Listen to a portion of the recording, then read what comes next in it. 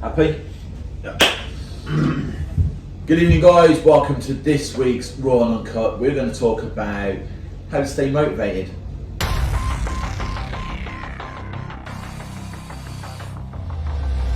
Sound really motivated. Yeah. What? Sound really motivated.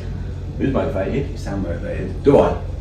I am motivated. I'm always motivated. Very sarcastic. Are you? That's why I have to, honestly, constant. It's just constant. Anyway, so one of the things we definitely get a lot is that I've lost my mojo, I'm not very motivated, or I've lost my motivation, or my drive, or whatever it is. So when you got clients who say that, what do you say to them? Not Aysha, because I know what Aysha would say anymore. What do you say? Get on with it. Get on with it! What do you I say? think not only that, it's how to get motivated to actually start, isn't it? Yeah. So if you're not a client, how to get motivated to start. So for me, I always need something. I'm one of those sort of, I've got a personality type where I always need something to aim for. I need to have a goal.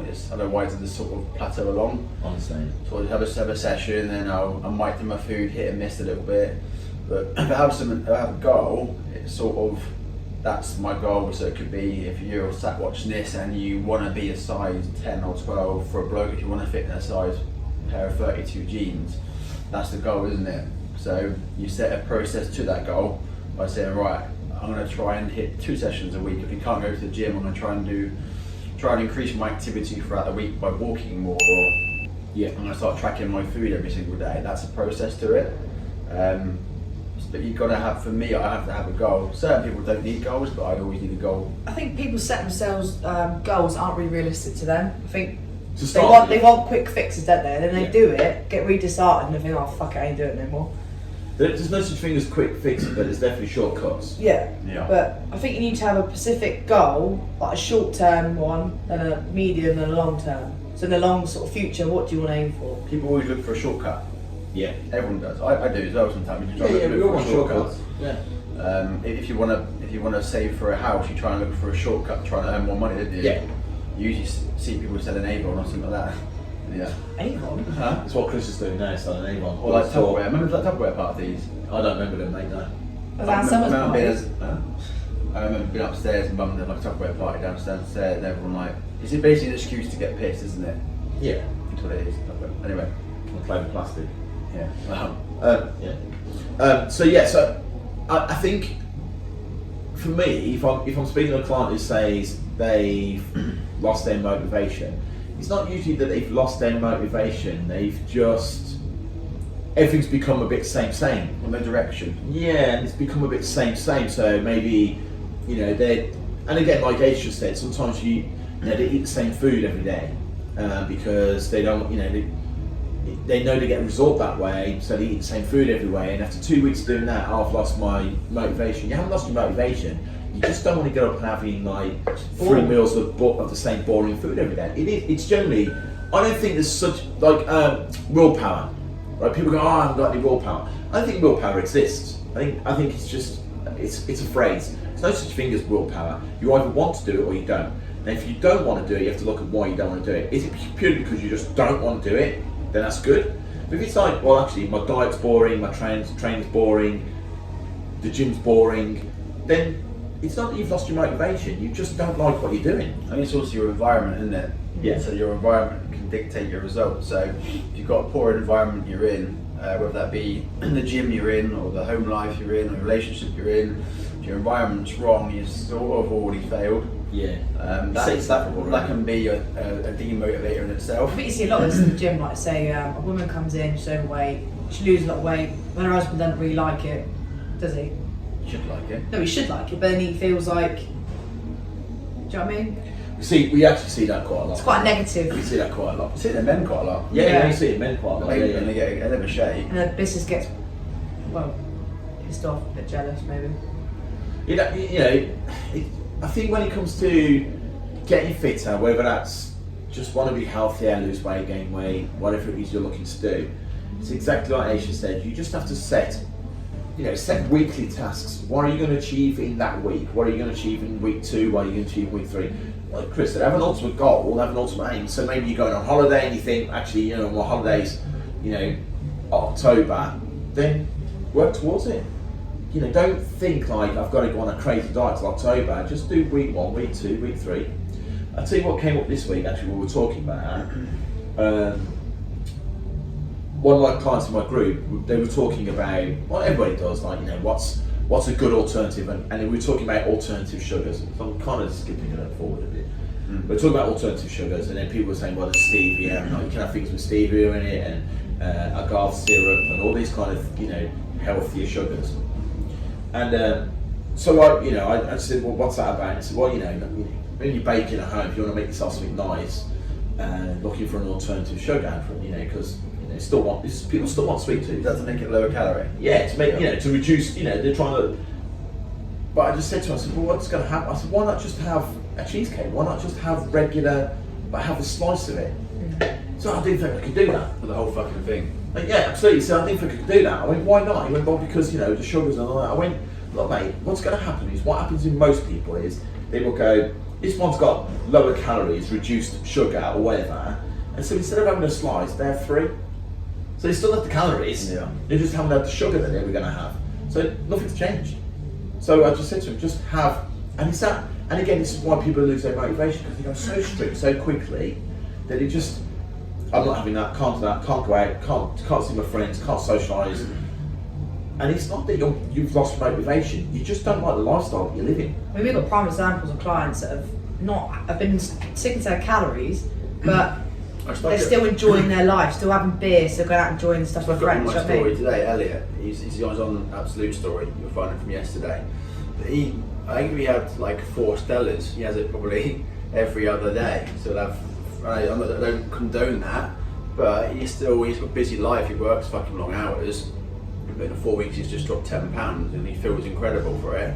But in that week he's probably had about 8 bottles of Stella.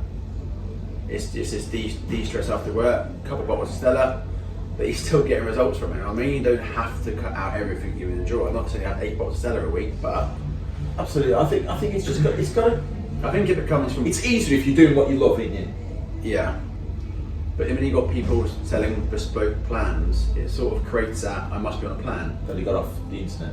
Yeah, creating a bespoke plan and getting now. I've got 5 spots. We haven't got 5 spots. We've the same 5 spots for the last fucking 2 months. So you've got to look at that.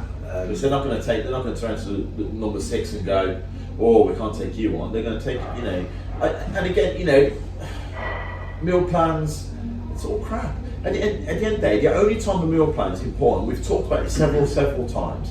If you're boxing and you got to meet a certain weight, if you ride a horse and you're racing and you got to meet a certain weight, if you're a bodybuilder and you've got to meet a certain weight, then yeah, your diet needs to be super strict and you need to be on point with everything you're doing. But if you just want to lose a few pounds to feel better in your bikini or your shorts for your holiday, just don't sweat the small stuff, man. Nobody's expecting you to eat chicken and broccoli. Unless, of course, you're standing on stage in your underpants. Then you might need to go down the chicken and broccoli route, depending on where your body composition is at. But generally, it's not. Anybody losing weight who's got excess fat, we're not just talking about like excess fat, you are going to feel so much better for losing 2 or 3 pounds of that. You don't need to lose 30 of them, you're just going to feel better losing 2 or 3. And then you'll feel better when you lose another 2 or 3. So, classic example, recently we've had a client start with us, and you know she's got a lot of weight to lose. So I always like to be upfront and honest with clients, and I said, look, you know, realistically, you're looking at, you know, a good 12 to 15 months to lose the weight that you're carrying right now. And she said, well, one of my main concerns is with my asthma. You know, I have episodes of where I need steroids, and you know that puts weight on me and stuff like that. And then brilliant. Okay, we'll sack him. Should we get it out live? Can we sack him even though he's not actually working here? Oh, well, don't look at his face. Got a message come through saying it sounds boring. Brilliant. Probably talking about us. That's about us, yeah. So anyway, she was talking about how she's ill and you know she has these moments. I said, look, okay, let's break the year down into 52 weeks. I said, let's take off a week for Christmas, 2-3 weeks holiday, that brings you down to 48, and then let's remove 8 weeks of you being ill. So 8 weeks in the year you're going to have, and she went, I'm never ill for that amount of time. I said, but let's just say that throughout this year you're going to have 8 weeks of illness. That gives you 40 weeks where you can focus. Oh no, shut up, Harry. Harry. Right, 40 weeks If you lost £2 a week over 40 weeks, you're going to lose £80 over the year. That's allowing for 8 weeks of illness, holidays, and Christmas. The problem becomes when you lose your motivation is when you go, I need this in 12 weeks, and in 3 weeks in, you've set your bar, like Aysha said, you've set your bar so high that you've already set yourself up to fail. Don't do that. If you thought, well, actually, out this year, I'm going to take holidays, I'm going to lay for sickness, I'm going to lay for times where I fall off the wagon, and times when I'm going out, I'm going to get bent. But I'm going to have 40 weeks. Get bent like a pretzel, right? Yeah, I'm going to have 40 weeks, so I can lose £1 a week. That's £40 a year. Catch coronavirus then. £40 in a year. But that's too slow for people, isn't it? People, I understand people want it now. Any woman, It's what? How much is it? people want it now. You say 2 stone. I didn't say that. Oh, right, I thought you said No, £40 is 2 the trouble stone. is, the trouble is, if you say it's going to take 15 months, and most people are it's too long. Yeah. I'm not waiting that long. I want it now. So that's when these like pills and potions come out. No. And more like because Love Island's finished now. What?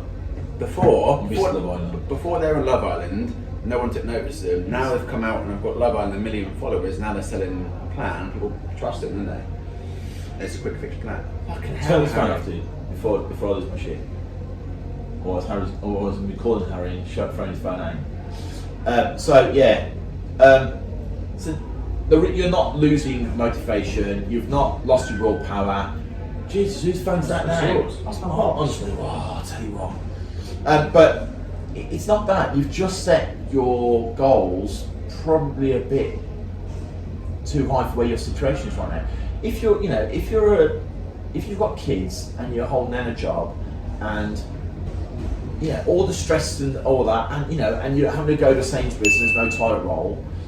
You've got all them stresses. You wanted to bake bread the weekend, but somebody bought all the flour. Don't be worrying about that you haven't lost a pound that week. I know we keep saying about the same thing, calorie deficit, but people don't understand what it is. Yeah. Break it down for us, Chris. I was going to say to you, a minute. Go on. Elevator pitch me in a minute. Elevator so that pitch? they can understand, yeah. Go on. You need some minute. Do it I'm in together. an elevator. I'm in an elevator now. Yeah. I'm going up. Yeah. Hello, Ray. What do you do for a job? I help people get ripped and look awesome, sexy, naked. Elevator. So for them, tell me what calorie deficit is in a minute. 1 minute. Okay, calorie deficit. And this we'll do this video as well. Okay. Thanks, ready? All right. Go. 3, 2, 1, go. Calorie deficit is simply eating less calories than your body burns. 6 seconds. How much deficit? How much? Depending on your body weight. 50 calories, 100 calories, 25 calories, 500 calories. It does depend on your body weight. Depends what you can cope with. Like, I always say to people, the best thing to do is to look at what you're eating for over a week or 2 weeks. Did your weight change? No. Then that's your maintenance calories. Reduce it by as many as you want them to reduce it by. If you can reduce by 500 and not starve and reach for the biscuits when you get home, good. If you have to reduce by 100 because you're a hungry person like Chris would have to, if Chris was going to diet again now for a show, he'd reduce his calories by 100 a day. So he hardly notices it. Probably do it by taking out any fats that he cooks in and stuff like that. Because for Chris, it's the easiest way for him to reduce calories without going, God, I'm starving. From McDonald's. But it's true, isn't it? You just literally remove the butters and the oils and stuff like that. If you've got an overweight dog right now, Yeah. and if I said to you, I've got an overweight dog, Your dog's I've a got bear. I'm about to feed it skinny coffee, and I'm going to give it some ketones. You'd probably call the RSPCA, wouldn't you? Yeah. You don't need low calorie biscuits. You'd probably suggest to fucking walk it more and feed it less, wouldn't Yeah. you? So that's a simple bit of fat loss. The hard bit is consistency. Yeah. That's where we come in, basically. You don't need us to create you a deficit. You need us for consistency. You don't need us to up your program or make you lift more or progress you. That's what you expect. I think people like reassurance in there a lot of the time. You've got online. You've got people selling bespoke plans and training plans and online coaching. You don't really need me. Go online and get that free. Go online and type in calorie deficit calculator and you can get that free. Go online and go on YouTube and you get the workout free. Yeah. You don't need to pay for that. You can get that free. I'm transparent about it to every client that walks through the door. I'm always transparent. You don't need me to write you a program or tell you how much to eat. You need me to be on your back every single week, checking in with you. The hard weeks where you have a shit week, where life's stressful and work stressful, that's where we come in, and that's where we can sort of push you through those workouts and help you through that week. That's a hurdle, and normally that's where people like go off a plan. people have a shit week and it turns into 2 weeks and months and 2 months and 3 months and they put on like half a stone. Yeah. So you don't need someone to sell you a plan. You don't need someone to sell you a diet. You know what is wrong with you. Yeah. You know you eat too much. You know you don't move as much. Yeah, absolutely. You don't need you don't need someone's special plan to do that. Or put 2.5 kilos on the end of your deadlift and say, well done, you've increased your deadlift. Is where You just need someone to be. That's what you expect. That's what you expect from a coach, isn't it? You expect a coach to help you with your food, help you with training. That's what. At the bare minimum, it shouldn't be a case of like going, oh, my coach helps me lift more. Well, he should do. That's what he does.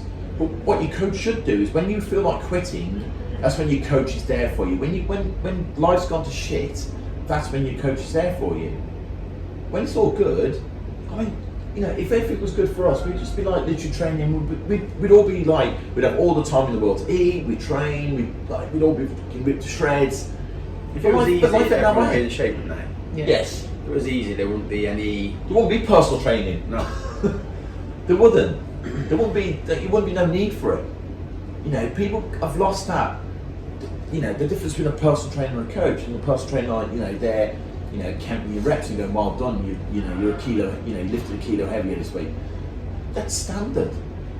That's just I find it funny when you go on Instagram and you see people inventing new exercises, like a bicep and a chuck and a catch. So like, why don't we just do normal biceps? I mean, you don't need to mix shit up. Do you know what that is as well? Boredom. Yeah. Yeah. Boredom. And again, it's like, you know, and that's why the fitness industry constantly comes out with new fucking, you know, programs, new, like, you know, new things to play with. It's not because they go, oh, suddenly we've made this big rubber tube and if you use that, no, mate, it's a barbell made into a big rubber tube. That's it. But what they've done is they've gone, no, we know, because we recognise that people get really bored really quickly, so we have to make it more exciting by coming up with weird and wonderful ways. People have lifted weights for years and years and years and years and years and years and years and years. And people have understood that if you eat too much, you get fat. For years and years and years and years, nothing's fucking changed. Nothing. What does change is you as a person, what's going through your life. So this week you're on it, everything's got on the plan, you know, life is great. Next week, you get thrown a curveball. It's one fucking day, one meal, one week. You've got 52 weeks that year. Stop putting yourself on that, I need to do this by my holiday in May. Well, if you're starting now to get ready for your holiday in May, you've probably left it too late. There's too many pressures in there. Yeah, we've got enough pressure in your life, right? Worrying about, like, you know, I didn't get all my meals in today. I'll eat the biscuit. Most people will find a deficit quite easy until the weekend hits. Yeah. And that's when it really hits. I've got one client and the weekend's the hardest thing for him. He'll consume easily 1,000, 2,000 over what he's meant to in the weekend. But his weekdays are absolutely perfect. He's probably lower than he should be in the week. The weekends are his downfall because it's like that mentality. Friday night, takeaway night. Saturday is like usually out. But then if you're going to do you that, can put methods in place to like, so I would say deficit in the week and the weekends. If you still find you're going over the calories, then put a method in place. So at the moment he just missed breakfast out. So every weekend he misses Saturday's breakfast, Sunday breakfast. He's just eliminated 1,000 calories there. It's not because he's missed breakfast, just because he's reduced calories, but he finds that easy to follow. Do you get results? He is now.